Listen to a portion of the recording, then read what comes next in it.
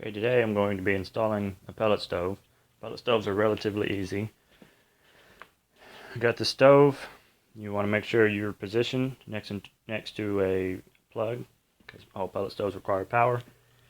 And then make sure your stove is level, of course, and make sure it's on a non-burning surface. Like if you have hardwood or carpet, you need to have a stone patio or tile or something put in for it to sit on. I'm putting it on a concrete floor, so it doesn't matter about this one.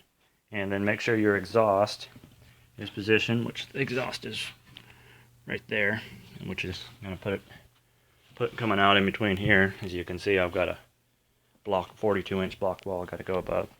So what I've got here is a vent set. It's got several of these straight pieces.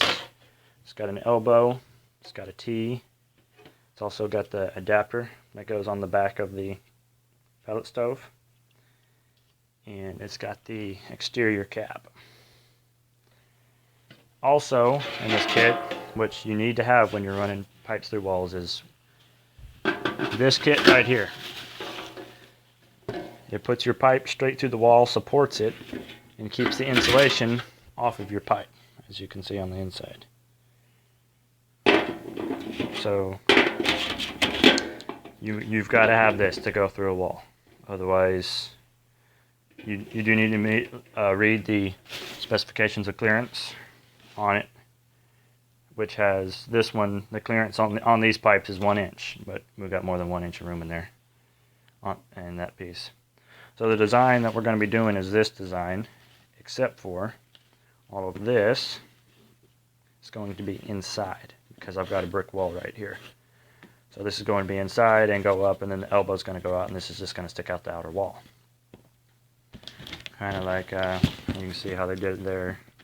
The pipe inside goes up, elbow out, just like that. So you get your stove placed, get it level, square. Then we want to put all this piping together how we want it. This piece has got to go in there. This has got to glue on. This piece right here glues onto the stove right here. That piece goes in there, and then we build our stack and get it together all the way to the elbow. And then we got to get our stack position and get the hole cut. Okay, I've got the pipe put together. Now these pieces, they just slide on and turn and lock in. So you got to make sure you get your everything locked in right.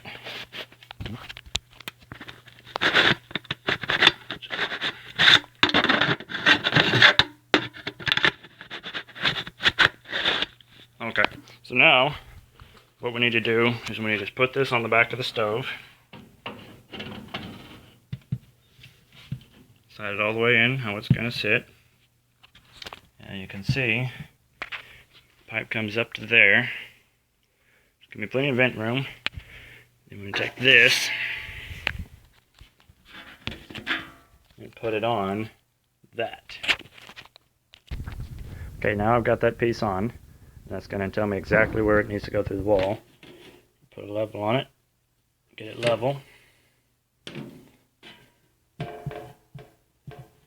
If you don't get this thing level, every time you walk up to the stove, you'll notice it isn't level. It'll drive you nuts. Okay, so this thing's where it's got to be. Once you're, I call it a thimble. I'm not sure what they call it. Yeah, it's called a thimble. You can see right there, thimble. You want to make sure your thimble's sitting flat on the wall, just like the pipe is going through it. Then you take yourself a pencil. You just draw the hole on the wall.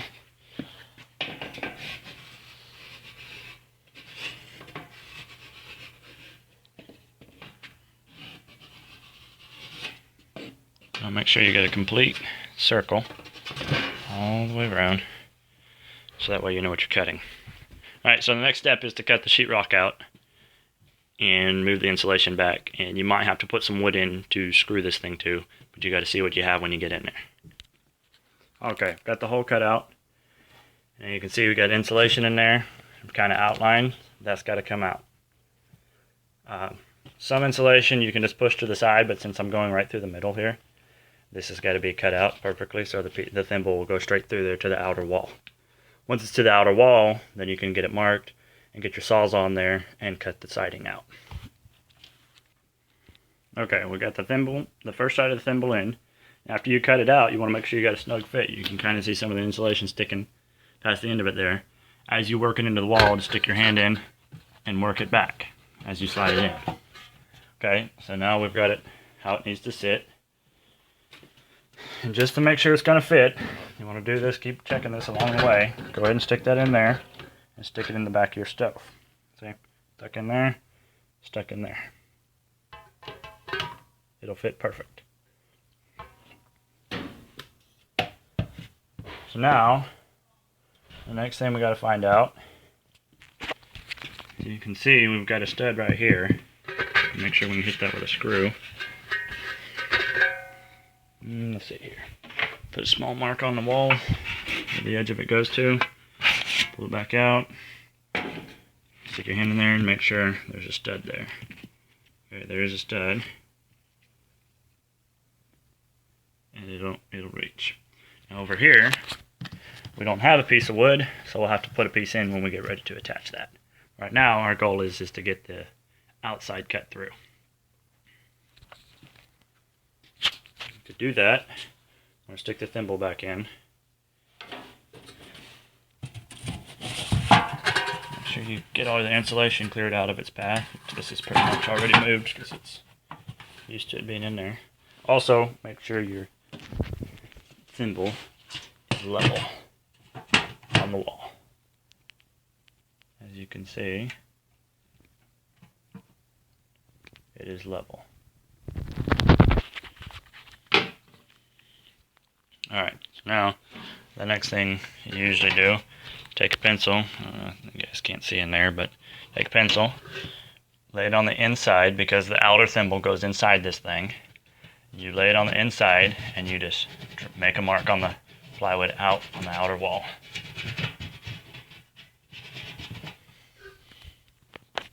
Okay, as you can see, I got my line drawn and I've got 4 pilot holes. I'm going to go outside my sawzall, I'm going to follow them holes. And the exterior thimble is galvanized. You want to make sure you use either brass screws or stainless steel, chrome coated, just do not use sheetrock screws. Do not use these outside. Use these outside. In about a year you'll have black streaks down this thing. And those aren't coated to last outside. Use those in here because this thing is coated black. They will work alright in here. But do not use those outside. Alright, so we're going to take our drill with us. We're going to take our sawzall. We'll go out there and cut that hole out. Also, I might mention, go ahead and install your interior thimble because the exterior one slides in to this one, inside of it. So you want to make sure you install this one. So that way, when you go outside and get the hole cut, if it doesn't exactly line up, then you need to adjust the hole a little bit to make it line up. Because this right here is the straight shot out. Okay, what I did, since we have no stud right here, nothing to screw to, what I did was, you can see the screw in the wall there, that's temporarily holding a board that I put in behind the wall that this can screw to. It doesn't have to be nothing fancy or anything because this isn't holding any weight. It's just supporting the insulation to keep it off of the pipe so you don't have a big hole in your wall leaking lots of energy. So, that's back there, and it's long, it's just a little bit longer than this, and it's got it where we can run the screws through and hit it, and over here it's got a stud. Alright, you can see here's the pilot holes I drilled through. The line is at the top or the side. It's at the outer part of the hole. There's the line right there.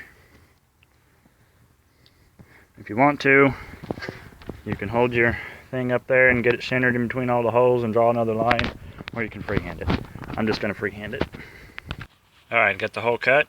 Make sure your insulation is cleared back so it doesn't pinch as it goes in. Put it in, make sure it's square and not off-kiltered, and screw it in. Okay, that's how it should look when it's done. And if it doesn't look like that, then you've done something wrong. But there's not much you can do wrong. Just as long as your holes are straight and everything's lined up properly. Alright, we're back inside now, and coming up to the wall thimble, you can look straight through it and see it goes straight through the wall.